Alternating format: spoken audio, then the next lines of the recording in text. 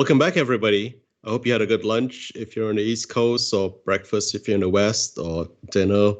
The novel thing about being an international event now is it could be anything you took a break for. Anyway, we're back and we've got two superstars of the Magento community.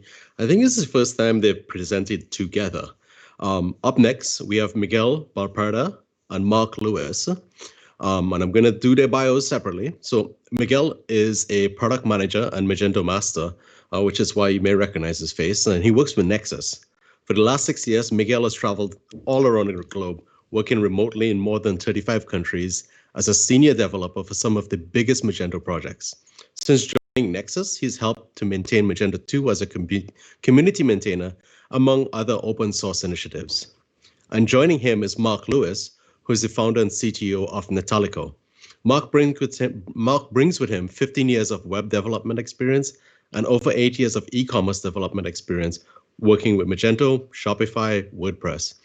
Prior to founding Netalico, Mark worked for multiple web development agencies, startups, Hewlett-Packard, and NASA. So without further ado, Miguel and Mark. Thank you. Thank you very much for the introduction, Talesh. Mark, thank you very much for being with me today. We're going to jumpstart right to the content because we don't have a lot of time. Okay, this is the last slide, not the first. Sorry. There we go.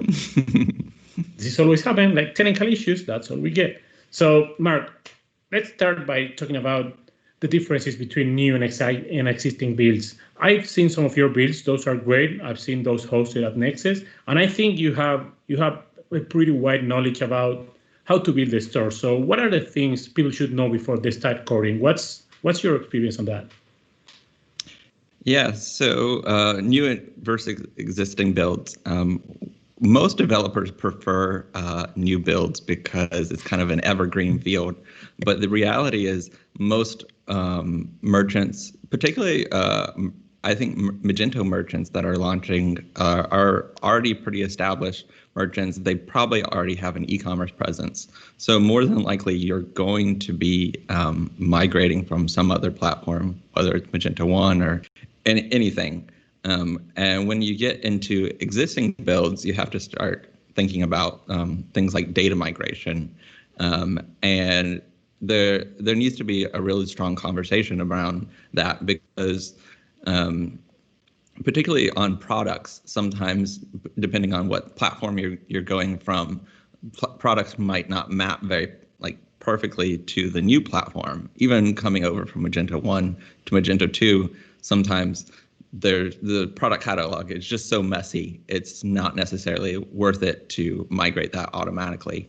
But then other catalogs, there's so many products that it's just not feasible to do it in a manual way. So that's really about having a conversation, merchant, agency, and developer, and making sure that you're all on the same page and seeing if it's worth it for orders, customers, products, and what you're going to do about each one of those. Yeah, that's pretty much the same experience we have as a hosting provider. We keep seeing people deciding between bringing all they have from their old store to the new one, or starting from scratch. And to be honest, sometimes the catalogs are so messy, just like you said, that it doesn't make any sense to bring everything to the new site. And even when you're actually migrating from a different platform like Magento 1 or like WooCommerce, people don't seem to realize that when you are building a new site, or even if you have an existing site, you probably don't need every single model that you have. And that means, well, less modules, they usually means a better performance, because like we're going to be discussing in a second, what we see a lot is that third-party modules, they create a lot of noise, and sometimes they degrade performance, and that's a terrible thing. You don't want that in your store. So this is a really good opportunity for people to understand their needs. And maybe you did that, I don't know, 5-10 years ago when you first created your site, but now you have the chance to actually try to go over that again and be like, okay, maybe I don't need this model. Maybe I don't need this extra attribute in the catalog. Maybe I don't need this tool to crawl the site and worm the cache. Everything changes, and if you have the chance, it might be a really good opportunity to try to understand how your site is functioning and the stuff you can remove, right? Completely agree. Yeah. All right, let's gonna move to the next one. Now, when people talk about Magento 2, it's usually because they need some of the integrations that come pre-built, or they need the extensibility to add some third-party integrations. Now, there are a ton of options in here. We have a really interesting marketplace. Some of these modules are on GitHub. What's your experience building from scratch versus using existing extensions? Mark, what would you recommend people trying to use something that's already there, like a marketplace module, or try to build their integrations from scratch? Yeah, so it really varies depending on the module, the integration, and the requirements. A lot of times we say that a good module can get you like 90% of the way there, but that extra 10% for customization or just playing nicely with the other modules that you have installed can be pretty significant. So, you know, even though there is a marketplace, and it's great that there is so many extensions and integrations pre-built, you know, there's like an app for that, for everything basically. But don't assume that just because there's an extension, it's just going to be plug and play. Really, you know, factor in for the time of configuring that module and the possibility that you might have to work with the developer to work out some kinks. And on that front as well, there's definitely a lot of different quality of developers on the App Store or the marketplace or outside of the marketplace. So really, you know, choose your partners closely that you use the extensions of, and not just like install extensions from every vendor and just assume that like they're going to work totally great out of the box. On the hosting side, Miguel, like what have you guys seen around like extension quality and you know, poorly coded configurations? Yeah, the stuff we see is terrible. Like 90% of the times, the cost of poor performance is a third-party integration. And it's terrible because you work really hard for your site to be fast, for your site to be loading like in less than a second, or you want your product page to be like blazing fast. And then you install this chat extension and everything goes south. And then you end up with a product page with a 3-second load. And then we all know the correlation between load time and conversion. So you really need to research your options. There's a really interesting association called Extendien. Those guys are great, and while they don't actively develop modules, they have their own guidelines, they have their own standards to create extensions. And if you see Extendien logo in any of these module providers, in any of these vendors, you can rest assured that that module is going to be good. Another thing you need to understand is that marketplace modules are a valid option for many types of builds, but it won't cover every edge case you have, and that's what you just said. Basically, you will end up with a model that covers 90% of your use cases, but then what happens with the 10%? With that 10%, and that's where the support comes in place. When you are buying an extension, you need to know if they are offering paid support or any type of support for what it's worth. Some of these extension providers, they don't offer development, they don't offer any type of support, and it's up to you to develop some of this stuff. And you need to know if you have the bandwidth, if you have the resources. And that's why you really need to do a research even before you install these modules.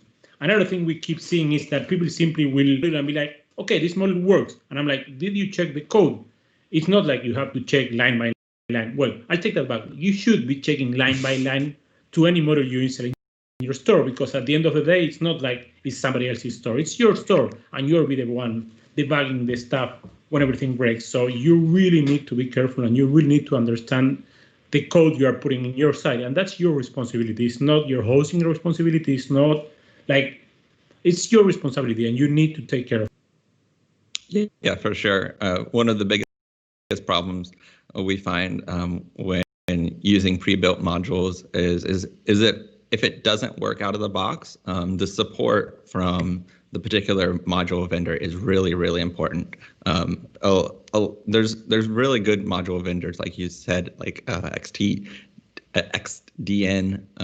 They're part of that program. That like if you have an issue, they're going to work with you. They're going to be like your partner to work out the issues. Not every extension developer is the same way. So Miguel, on the topic of sizing your servers, this is one of the things that we struggle with most as an agency because we're not a host. Kind of evaluating whether, and going from Magento 1 to Magento 2, like the performance profile, what do you guys do recommend around trying to figure out how much power do I need? This is a question we get a lot, and our sales team has this really interesting questionnaire where we ask people, hey, what's your current traffic? What's your current SKU count? What's your highest traffic? What's your lowest traffic? We try to size, we try to really understand what these people is doing currently, and that really helps when it's an existing site. But for new builds, that's even more complicated because you only have estimations. You don't have hard data to actually analyze and try to understand what's going on in your site. So this is a tricky question, but we usually try to size people with this questionnaire, and it really helps. Like peak season traffic, how much traffic are you going to be having? Do you plan any big marketing campaign? What are you going to do when Black Friday hits? That's all the kind of stuff we try to ask people. And I want to add something here. Please don't leave your server sizing and decisions for last. That's a terrible idea.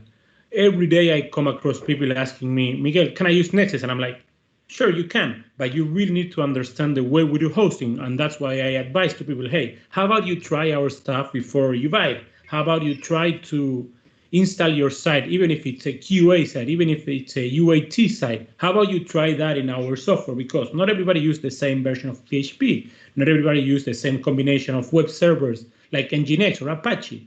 And if you leave that for the very last part of your build, it's going to bring you issues because it might work in your local environment while using Docker, which is extremely flexible. But the second you move to a managed hosting, you will need to use what we give you. And that's the key for managed hosting. We try to manage the infrastructure as much as we can so we can support it. So people will come to me and ask me, hey, can I have elevated permissions to restart services? And I'm going to be like, sure, you can, but you don't get to upgrade the MySQL or the MariaDB version because if I don't know what's in there, I'm not going to be able to support it, right? So bottom line is testing an environment as close as possible with your live site production. That's what I keep telling people, and people look at me like I'm some weird guy, and I'm only trying to make you succeed. It's not like I'm telling you, hey, you need to try this because I say so. No, you need to try that. You need to try the environment you're going to be using for production because if everything fails and you only have 1 week to remediate all that kind of stuff, that's not going to work, and you're going to have a delayed launch, and nobody wants that. We all are trying to make your site faster and work with you, but if you don't take this into consideration, you might end up in a really bad situation with some incompatibilities, and nobody wants that, right? Yeah, I think a lot of developers underestimate the issues that even minor changes in your local dev environment from production can have. Just minor different changes in minor PHP versions, MySQL, MariaDB versus different Elasticsearch versions.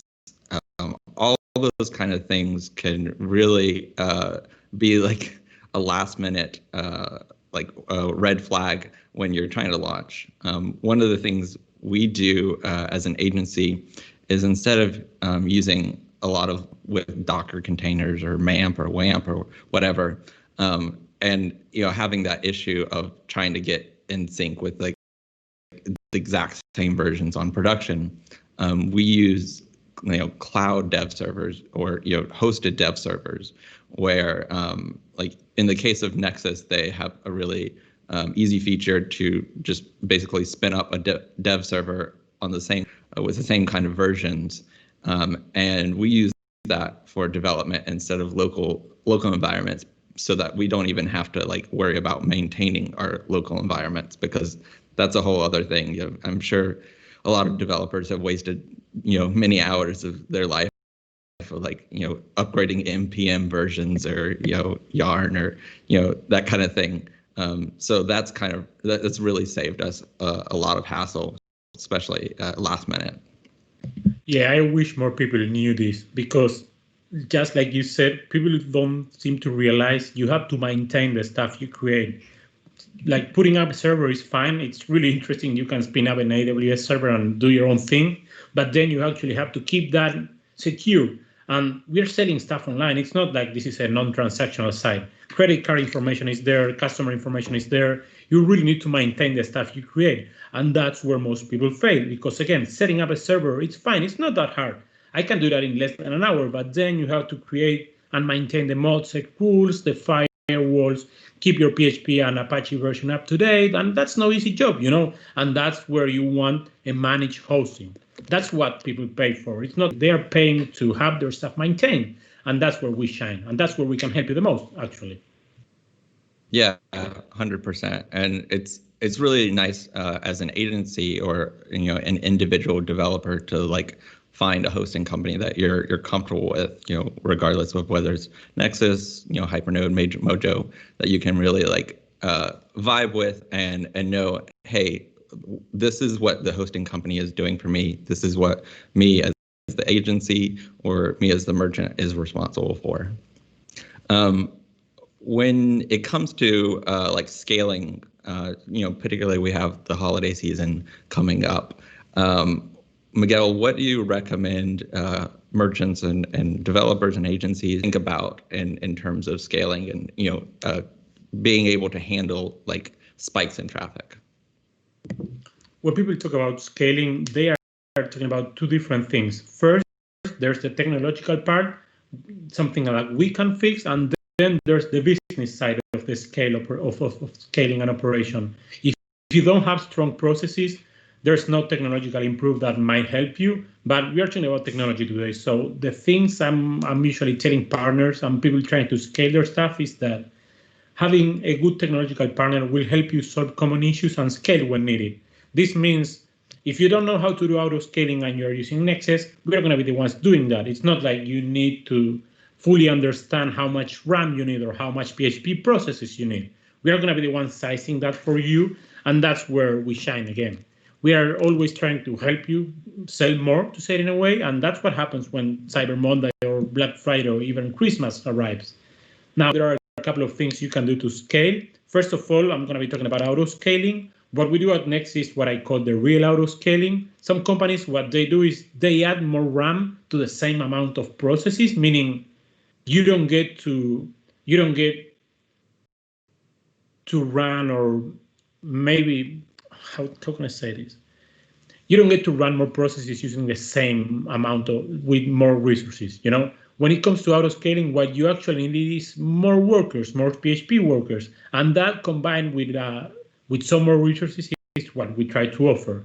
Basically, the real auto-scaling means giving you more PHP processes so you can handle more requests in parallel, and they are not being blocked, So that's one thing. And then I usually try to tell people Varnish is a really good alternative. If you have a hex grade, it's now integrated out of the box in Magento 2, but it usually masks a lot of underlying issues, meaning you might have a really fast product page loading in under, 1 second. That's great. But then when you move to the checkout and that loads in 3, 4, 5, 6 seconds, there's no way to mask that because the checkout is being whitelisted white Varnish and it's not hitting Varnish, it's hitting your web server or your database directly, and that's where the issues begin. If you have a great site, Varnish is great. But if you don't, you might want to check something else. You might want to go for the low-hanging fruit, like trying to improve your code or, stop loading models in a loop. That's what we keep seeing. And you'll think that's something that's way behind us in Magento 1 era, but no, we keep seeing people loading models in a loop, and that's terrible. So it really depends on your site. At the end of the day, if your site is terrible, there are no easy ways to scale. So I always tell people, hey, how about you check your site first instead of telling me, hey, I need more PHP workers or I need Varnish. What's your experience there? What would you tell people when they are trying to scale? 4 minutes. Yeah. It is actually very applicable because it's really just like a layer on top of your normal operations, and so you can't take it for granted that it's going to make your page loads super small and then people get into the checkout. But if you're fairly confident and you've optimized your site pretty well, Varnish is great, and we also look at kind of external like CDNs that can actually take a lot of the load off the servers, and Varnish is similar to that. So there's different types of CDNs, like Cloudflare does things like, it caches the files and it caches them on data centers all over the world, so that you're getting, an image, a JavaScript from like a server like really, really near you.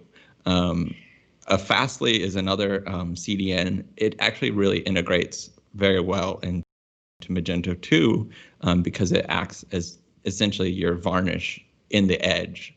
What that means is there's going to be like a cached version of your actual page, the HTML, all over the world. And like in my case, like I live in Miami, and when our clients use Fastly, it's literally loading from a data center like 3 miles away from where I live, and so the time to first byte is like 30 milliseconds. It's pretty crazy. Yeah. All right, we don't have a lot of time, but we had a couple of advices for you for the holiday season readiness. Now, there are quite a few ways to improve your performance without destroying your budget, and I'm gonna go and say during the holiday season performance, but most of the times it doesn't mean what you think it means. So adding resources is really expensive. If you want to add some more servers, if you want to add another front-end server, that's going to cost you money. So how about you start with low-hanging fruit and start optimizing your code instead? Most of the time people come to me and tell me, hey, the site is not working. And I'm like, okay, that's fine, but that's not a server problem. I'm going to go watch your code. It's going to be really problematic. So when people talk about performance, how about you go check your code first instead of trying to, add more RAM, add more servers or stuff like that?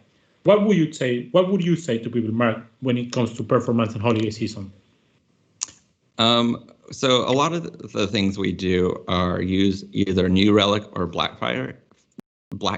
We really like New Relic because you can see the performance, and then you can set like thresholds of like, if you have a process that goes over 4 seconds, you can see a trace, and you can kind of drill down into the trace and see the code itself and saying, oh, on this category page, it's looping through doing like 300 SQL commands.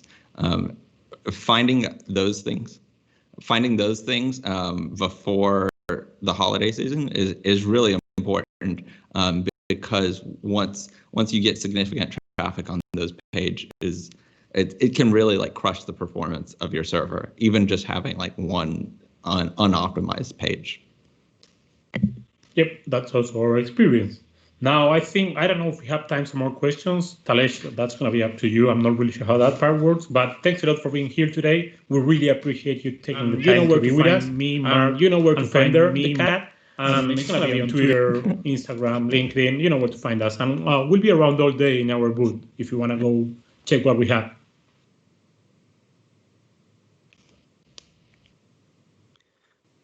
Thanks, guys. That was really interesting and informative talk. I am looking, and right now there are no questions in the Q&A section, but there are a bunch of questions in chat, which I'm probably going to dip into. So Aaron Stanek from Croatia wants to know, how many Lego mugs does Mark have, and what's inside each one of those? This is tequila. This is water. This is coffee. Awesome. There is a little bit of talk as to whether you're a master blender blending scotch in mid talk. Someone wanted to know the name of the cat. The cat's Fender, and I apologize, I didn't introduce Fender. Yeah. We had one mentioned from Maya, who is the chief said Load in the Loop is a YouTube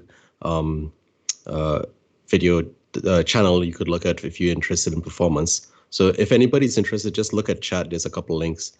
One more question. What's your strategy for when you find issues outside of an assessment? And I guess it applies to both of you. Want to take that one, Mark?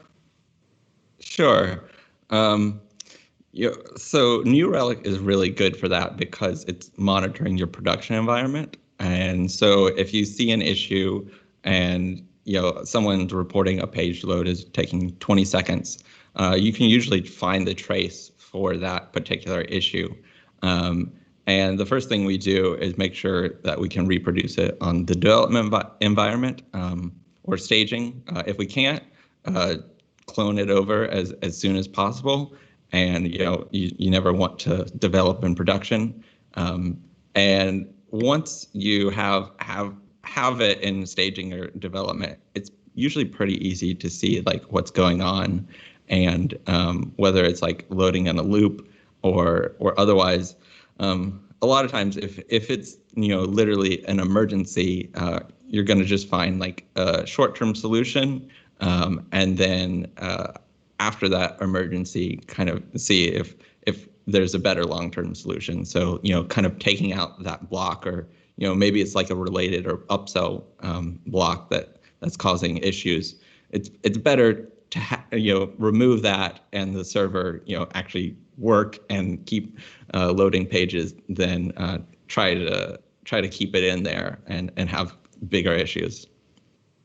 I guess a little bit of clarification on that question from Maya was whether, like, when he says, what's your strategy for outside of assessment, is what happens if you have to go back and reestimate, or this impacts timelines? How do you approach that? I mean, it definitely like depends on the agency and the project. Some projects are fixed price, and it depends on the agreement that you have with the merchant. Mostly we do estimations and billable hours, and it's kind of like when you take your car to the mechanic. Sometimes when they take it open, they realize there's more damage than they anticipated. Like I took my car to get a repair for an accident, and then originally they were like $1,000, but then it ended up being $6,000 because they, yeah. Okay, sounds good. I believe that is all the questions we have. Thank you both for joining us and presenting this really timely and information for us. One quick thing before I let you guys go. For anyone viewing, if you want to have access to the latest title of the next talk, you need to exit out of this and come back to the next. Go out into the agenda and click back into this talk, because if you stay here, the video is going to keep running after the slides for the next talk, but you wouldn't have access to ask questions. So with that, thank you, Miguel and Mark. It was an honor to have you guys on Meet Magento New York, and yeah. Thank you for having us.